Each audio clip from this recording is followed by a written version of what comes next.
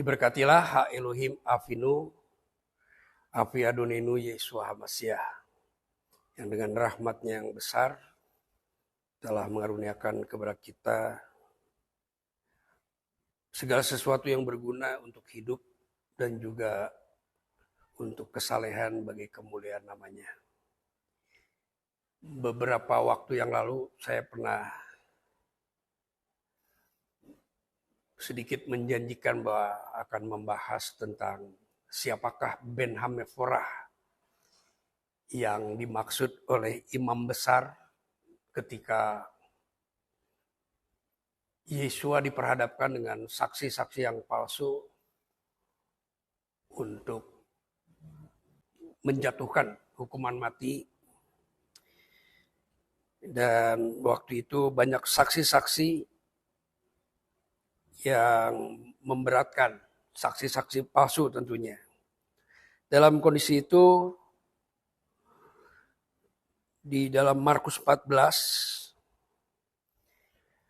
ayat 61 berkata, tetapi ia tetap diam, tidak menjawab apa-apa. Imam besar itu bertanya kepadanya sekali lagi, katanya, apakah engkau Mesias, anak dari yang terpuji? Jawab Yeshua, akulah dia.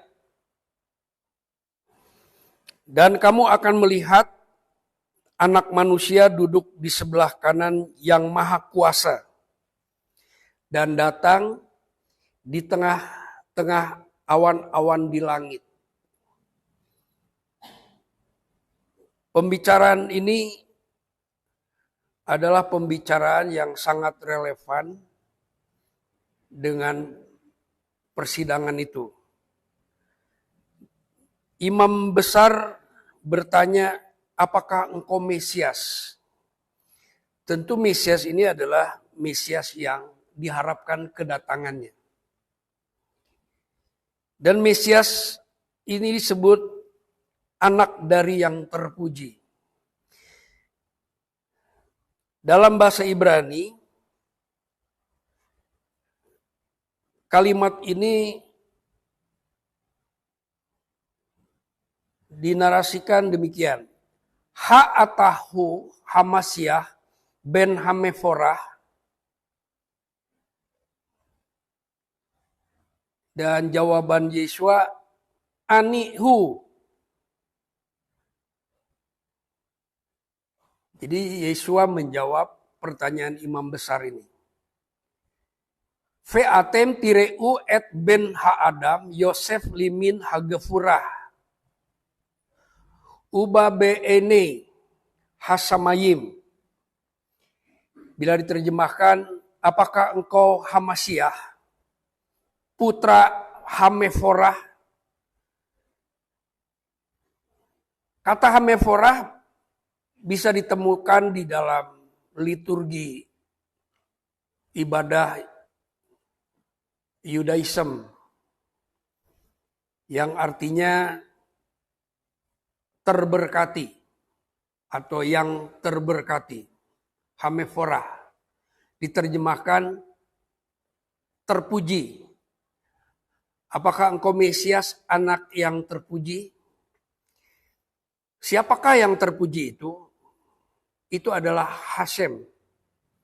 Hasem di dalam kitab suci Ibrani ditulis dengan 4 huruf. Yod, He, Waw, He. Itulah Elohimnya Abraham, Elohimnya Ishak, Elohimnya Yakub. Dari pertanyaan ini kita bisa tahu bahwa Hameforah itu sudah populer. Sudah dikenal oleh banyak penyembah-penyembah di Israel. Siapa yang dimaksud Hameforah itu? Hameforah adalah Bapa di surga. Satu ungkapan untuk memuji, meninggikan Bapa di surga. Nah, Yeshua ditanya, apakah engkau Mesias ben Hameforah? Artinya, apakah engkau putranya Hameforah, atau bisa dengan kata lain, apakah Hameforah itu bapakmu? Ya, kalau dengan kalimat yang kasar mungkin begitu. Tapi ini pertanyaan sangat halus dan biblikal ya. Dari mana pertanyaan ini berasal? Kita bisa lihat di dalam kitab Daniel pasal 7. Setelah ada pertanyaan seperti itu, Yesua menjawab, Anihu, akulah dia, akulah Mesias itu, akulah anak dari yang terpuji itu. Jawaban itu membuat kemarahan sang imam besar. Bahkan dianggap sebagai hujatan. Menghujat Bapa di surga. Itu dijadikan alasan. Nah, jawaban Yesua pun itu jawaban biblikal. Bukan jawaban yang baru didengar.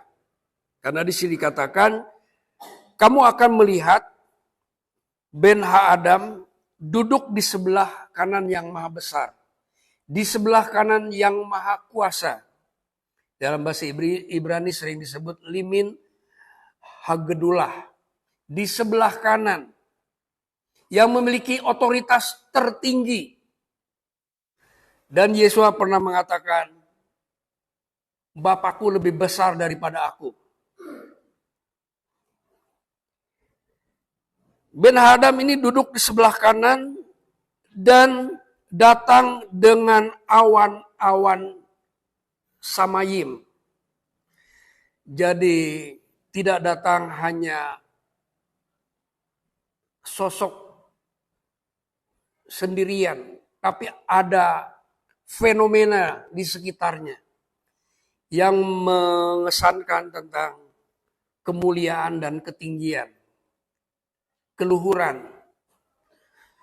Nah, ini kalimat-kalimat yang dijadikan pertanyaan, ini mengacu kepada kitab Daniel pasal 7. Dan jawaban Yesua juga itu sesuai dengan apa yang dinarasikan di dalam kitab Daniel pasal 7. Daniel pasal 7 adalah Daniel menuliskan pengalaman supernatural dia dalam bentuk mimpi. Dalam istilah yang lain disebut apparition. Apparition itu penglihatan, ya, vision di malam hari. Dalam keadaan trance atau ekstasi, masuk ke dalam dunia yang tidak biasa. Saya lebih berani mengatakan bahwa Daniel dengan kapasitas yang ada, dia memasuki alam supranatural atau alam adikodrati. Dia melihat fenomena tentang masa depan dunia. Di mana ada fenomena yang mengerikan tentang kekejaman-kekejaman dan kengerian-kengerian yang akan terjadi di dalam dunia. Nah, di tengah penglihatan-penglihatan yang mengerikan itu, ada satu penglihatan yang sangat menarik dan berkaitan dengan keselamatan bangsa Israel di masa depan. Sebagai bangsa yang dipimpin dengan kedaulatan penuh, dengan martabat yang besar, dan juga dengan pemerintahan yang kuat, bahkan dikatakan pemerintahan yang tidak akan pernah binasa. Saya ingin bacakan dalam kitab Daniel 7 supaya kita bisa lebih jelas.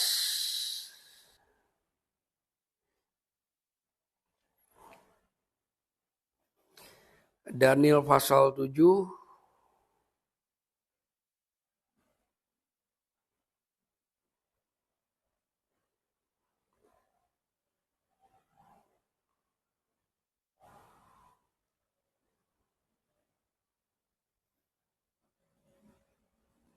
ayat 13. Di tengah-tengah penglihatan yang mengerikan itu ada satu penglihatan yang menakjubkan. Dinarasikan demikian. Aku terus melihat dalam penglihatan malam itu. Tampak datang dengan awan-awan dari langit. Seorang seperti anak manusia. Datanglah ia kepada yang lanjut usianya itu. Dan ia dibawa ke hadapannya. Dalam ayat ini kita boleh mengatakan ada dua sosok atau ada dua entitas yang penuh otoritas dan kuasa dan kemuliaan yang digambarkan sedemikian di ayat berikutnya. Namun sebelumnya ada gambaran tentang manifestasi yang dahsyat dari pribadi yang disebut yang lanjut usianya. Itu di ayat yang ke-9. Sementara itu aku terus melihat tahta-tahta diletakkan. Lalu duduklah yang lanjut usianya. Dan pakaiannya putih seperti salju. Rambutnya bersih seperti bulu domba.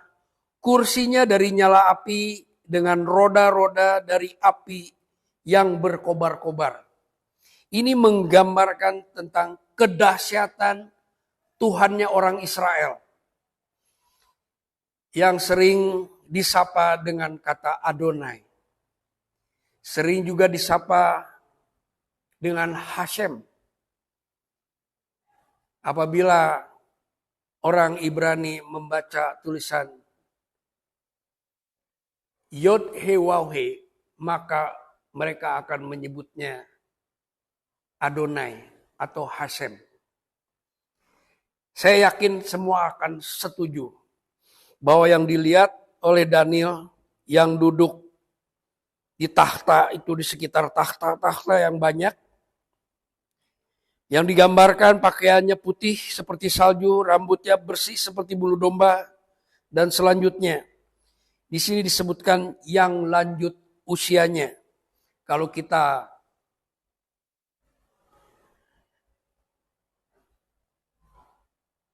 membaca dalam kitab Ibrani, di kitab Daniel itu menggunakan huruf Ibrani, tetapi bahasanya bahasa Aram. Itu disebut Atik Yomaya. Nah, diterjemahkan yang lanjut usia. Artinya yang maha kekal, yang kekal.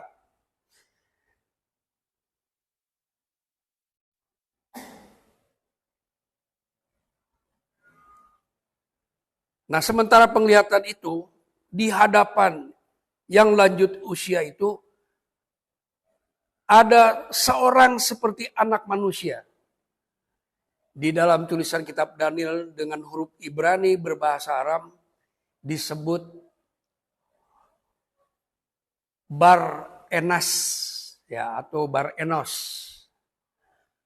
Nah, Bar Enos ini kemudian diterjemahkan ke dalam bahasa Ibrani menjadi Ben Ha-Adam. Yeshua HaMashiach sering menyampaikan kata Ben Ha-Adam. Sebagian itu diarahkan kepada dirinya. Dan sepertinya juga murid-muridnya tahu siapa yang dimaksud dengan Ben Ha-Adam itu. Yaitu adalah Mesias. Jadi dari pihak surga menyebutnya Ben Ha-Adam. Dari pihak bumi menyebutnya Ben Ha-Elohim. Jadi subjek yang berbeda.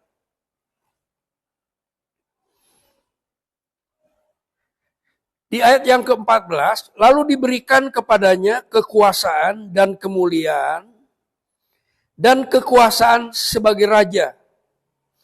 Maka orang-orang dari segala bangsa, suku bangsa, dan bahasa mengabdi kepadanya. Kekuasaannya ialah kekuasaan yang kekal, yang tidak akan lenyap, dan kerajaannya ialah kerajaan yang tidak akan musnah. Beberapa tahun kemudian, bangsa Yahudi yang tertawan di Babilonia itu atas perintah Kores untuk kembali ke Yerusalem. Jadi Kores memberikan anugerah kepada bangsa Yahudi untuk kembali membangun kehidupan sosialnya, membangun negerinya, membangun tembok-tembok yang roboh, bahkan membangun bait sucinya. Dan tentu saja akan membangun kehidupan keagamaannya. Kalau boleh dikatakan itu adalah sebuah agama. Jadi ada imam yang ditunjuk untuk mengajarkan sebagai pengajar suatu bangsa. Yang ditunjuk adalah Esra. Dan kemudian untuk mengelola pemerintahan provinsi. Karena sebagai komunitas yang dianugerahi untuk kembali, tidak mungkin untuk membangun kerajaan. Karena bagaimanapun mereka berada di dalam kekuasaan kekaisaran Persia. Jadi mereka terbatas hanya untuk membangun tingkat provinsi saja yang disebut Medinat atau Hamedinah, ya. Orang-orang yang ada di provinsi itu disebut Bnei Hamedinah. Pemimpinnya adalah Nehemia. Dia adalah Hamedinah, seorang yang punya kemampuan magistrasi dan mendapatkan otorisasi dari pemerintahan Persia. Dan banyak lagi yang bisa kita bahas tentang itu, dan kita bisa bahas di waktu yang lain. Jadi pertanyaan imam besar tadi, itu ada hubungannya dengan ayat ini. Demikian juga jawaban Yesua, ada hubungan langsung, bahkan hampir benar-benar mengutip persis narasinya dari kitab Daniel 7 ini. Bahwa anak manusia akan datang dengan awan-awan dari langit.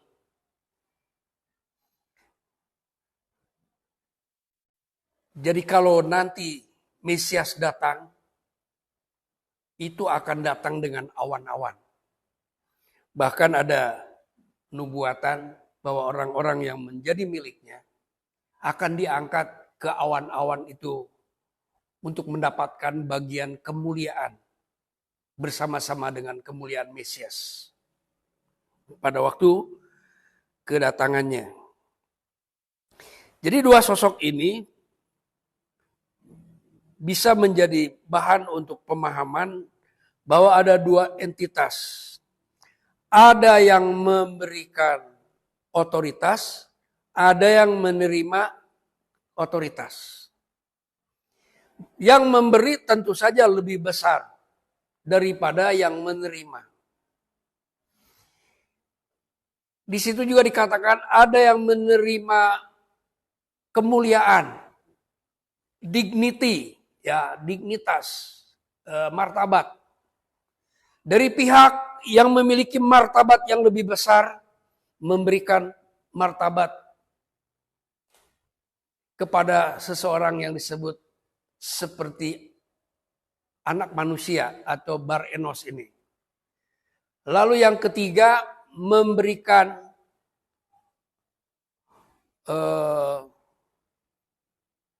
hak untuk memerintah, sovereignty, ya. Dan selanjutnya dikatakan kerajaannya tidak akan berkesudahan. Dan kita yang pernah membaca kesaksian Injil, bahwa Yesua pernah mengatakan sebelum dia terangkat ke surga, dia berkata, kepadaku telah diberikan kuasa di bumi dan di surga. Segala kuasa di bumi dan di surga telah diberikan kepadaku. Kata telah diberikan kepadaku itu menunjukkan bahwa ada pihak yang lebih besar yang memberikan itu kepadanya.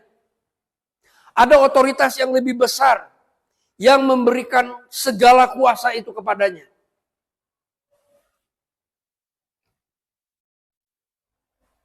Dan sejak setelah itu barulah terangkat.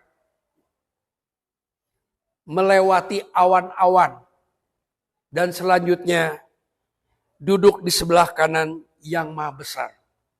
Nah, yang maha besar itu Yesua menyebutnya Bapakku. Ketika dia berdoa di Taman Getsemani, dia katakan, Afi asadik, Bapakku yang adil. Jadi Yesua berdoa kepada Bapa yang adil, kepada Bapaknya. Dan ketika dia disalibkan, dia berteriak, Eli, Eli. Atau dalam bahasa lain dikatakan, Elohi, Elohi. Diperhalus lagi, Eloi, Eloi. Lama sabachthani. Teriakan itu ditujukan kepada yang maha besar. Kepada Bapaknya. Kepada Elohimnya. Jadi dari sini kita bisa membedakan antara Bapa dan anak. Tetapi hal yang bisa dibedakan itu merupakan sebuah kesatuan yang tidak pernah terpisahkan. Kecuali waktu dia tergantung di kayu salib. Yesua sebagai Ben-Ha Adam itu ditinggalkan. Sehingga Yesua berteriak, Eli, Eli, kenapa engkau meninggalkan aku? Di situ ada kejadian terpisah antara Bapa dan anak. Bapa yang Maha Kudus itu meninggalkan anak yang sedang dilumuri dosa. Karena dia menanggung dosa dunia.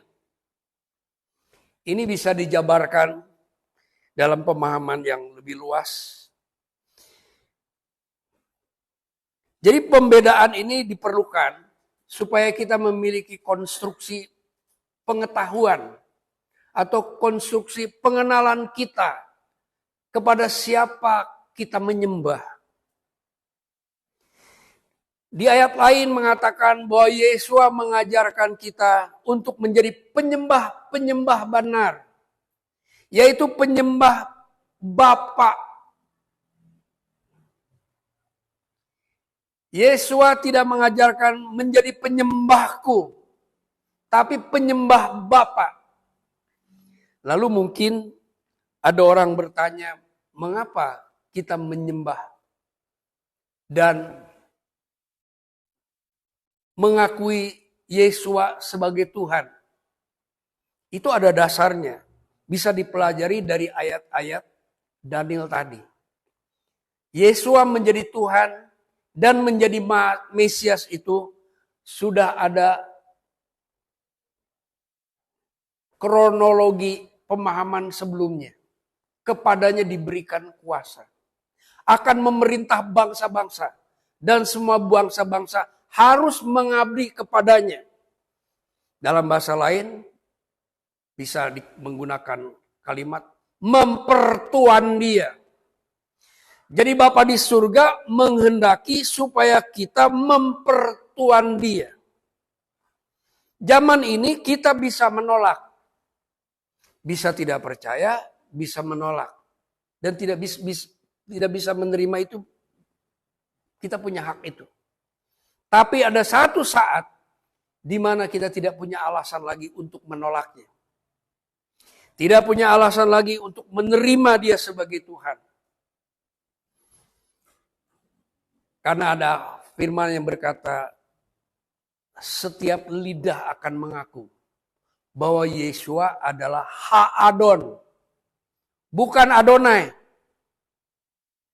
Yesua adalah Ha-Adon bagi kemuliaan Adonai. Dalam teks yang kita baca dalam bahasa Indonesia,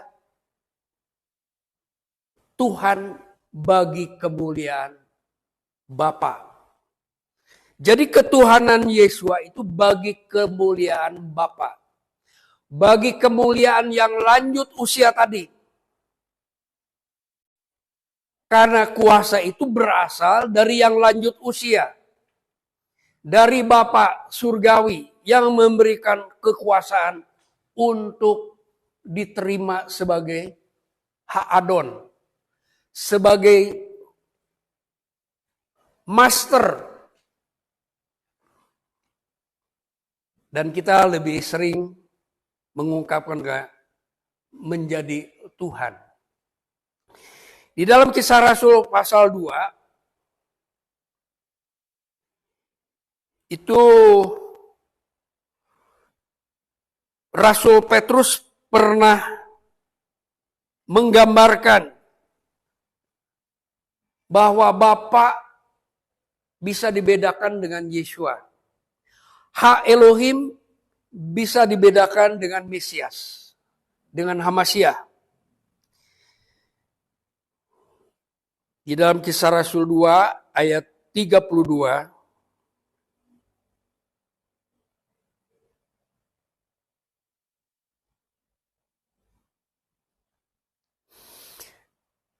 Yesua inilah yang dibangkitkan Ha Elohim. Jadi dia bukan bangkit, tapi dibangkitkan oleh pihak yang lebih besar. Oleh yang lanjut usia tadi. Oleh Ha Elohim. Oleh Hashem.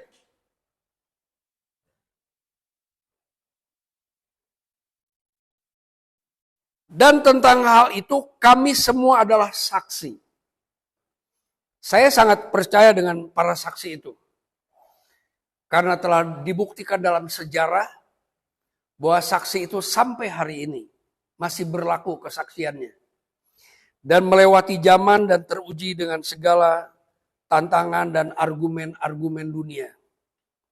Salah satunya adalah Petrus atau Kefa yang mengucapkan narasi ini di Kisah Rasul 2. Jadi pada hari raya Pentakosta, Petrus mendeklarasikan bahwa Yesua itu dibangkitkan oleh Ha Elohim. Jadi Hamasyah yang mati dan dikuburkan itu dibangkitkan oleh Ha Elohim. Dan di ayat 33 Kisah Rasul 2, dan sesudah ia ditinggikan oleh tangan kanan Ha Elohim dan menerima Roh Kudus yang dijanjikan, maka dicurahkannya apa yang kamu lihat dan dengar di sini. Jadi ini dideklarasikan pada hari raya Shavuot, pada hari raya Pentakosta ketika Roh Kudus dicurahkan. Jadi Petrus berbicara dalam keadaan dipenuhi dengan Roh Ha Elohim. Jadi bukan sekedar bicara dengan kekuatan dan pengalaman dia, tapi di bawah lingkup kuasa dan otoritas Roh Ha Elohim yang memenuhi kehidupannya.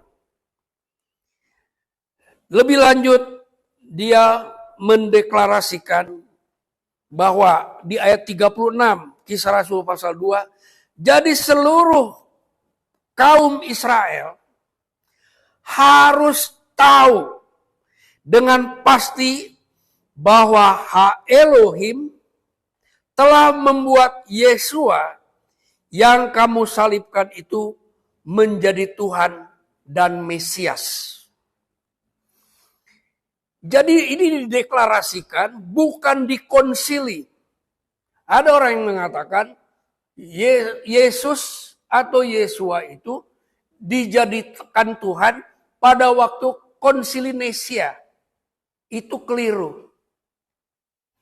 Konsili Nicea tidak pernah mendeklarasikan seperti yang dideklarasikan oleh Petrus di Yerusalem. Jadi deklarasi ini dilakukan pada hari raya Pentakosta, di mana semua orang Yahudi itu berkumpul. Lebih dari 3.000 orang. Karena yang 3.000 orang dibaptis. Nah, yang tidak dibaptis itu mungkin lebih banyak. Atau lebih sedikit, saya tidak tahu. Tapi bukti bahwa deklarasi tentang pengakuan Yesua sebagai Tuhan dan Mesias itu pertama kali di Yerusalem. Bukan di konsili Nisea. Sekali lagi, bahwa hak Elohim telah membuat Yesua yang kamu salibkan itu, sampai mati itu, dibangkitkan untuk menjadi Tuhan. Jadi Tuhan yang maha besar, yang disebut Hashem itu, atau dalam bahasa lain, hak Elohim itu, yang menjadikan Yesua Tuhan. Bukan gereja. Bukan kelompok agama abad keempat. Tapi di abad pertama. Hanya beberapa puluh hari setelah Yesua terangkat ke surga. Setelah dibangkitkan. Dan setelah 10 hari setelah kenaikannya, dideklarasikan dengan kesaksian dalam penuh dengan otoritas Roh Elohim oleh Petrus yang menyatakan bahwa hak Elohim telah membuat Yesua menjadi Ha'adon dan menjadi Hamasyah. Ketika itu dideklarasikan, belum ada agama Kristen. Belum ada lembaga-lembaga Kristen, belum ada sekolah teologi. Yesua sudah dideklarasikan dengan kesaksian penuh dengan ruah Elohim bahwa dia adalah Ha'adon dan Hamasyah. Jadi di sini kita dapat melihat bahwa Yesua dijadikan Tuhan atau dideklarasikan sebagai Tuhan itu setelah dia duduk di sebelah kanan Bapa di surga. Setelah dia mentahirkan dosa. Setelah dia dikuburkan dan dibangkitkan. Setelah dia menampakkan diri dan naik duduk di sebelah kanan Bapa di surga, dan dengan kapasitas yang penuh, Roh Elohim, Petrus mendeklarasikan bahwa yang lanjut usia, hak Elohim, telah menjadikan Yesua menjadi Ha'adon dan Hamasyah. Jadi tidak benar Adonai menjadikan Yesua menjadi Adonai. Tidak ada hukum semacam itu. Adonai menjadikan Yesua Ha'adon. Itu yang benar. Menurut Injil yang saya percayai, yang diberitakan oleh rasul-rasul Mesias Yesua. Jadi di sini ada otoritas yang lebih besar yang menjadikan Yesua menjadi Tuhan. Mungkin kedengarannya tidak terbiasa. Ya. Kita tidak terbiasa dengan kalimat ini, tapi kita akan benar-benar memahaminya bila kita membaca secara teliti atau mengulang-ulang apa yang saya bisa sampaikan. Sebenarnya saya bisa menunjukkan beberapa ayat yang bisa mendukung semuanya itu. Tetapi saya hanya ingin menunjukkan satu ayat yang bisa membantu supaya kita bisa memahami antara Bapa dan Yesua sebagai anak. Itu dalam 2 Korintus 11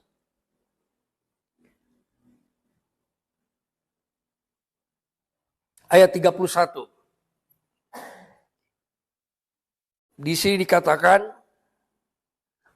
Ha Elohim, yaitu Bapa dari Yesua Tuhan kita,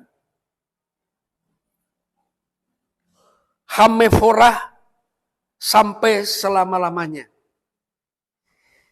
Jadi pertanyaan imam besar yang diajukan di saat pengadilan Yesua, kita bisa temukan jawaban-jawabannya. Salah satunya dari ayat ini. Jadi di dalam bahasa Ibrani dikatakan, Ha Elohim, Ve'afi, Yesua Adonenu, Hameforah, Le Olmei Olamim. Amin. Jadi Paulus mengakui bahwa dan sekaligus memberikan petunjuk perbedaan Bapa dan anak, Ha Elohim dan Hamasyah, Hasem dan Yesua. Kita bisa pelajari dari tulisan-tulisan Rasul Paulus kepada jemaat yang dilayaninya. Kiranya beberapa yang saya dapat sampaikan ini bisa menambah, memperkaya wawasan yang sudah ada dan dapat menghidupkan pengertian yang ada pada kita oleh pertolongan dan pengurapan Roh Kudus-Nya. Amin.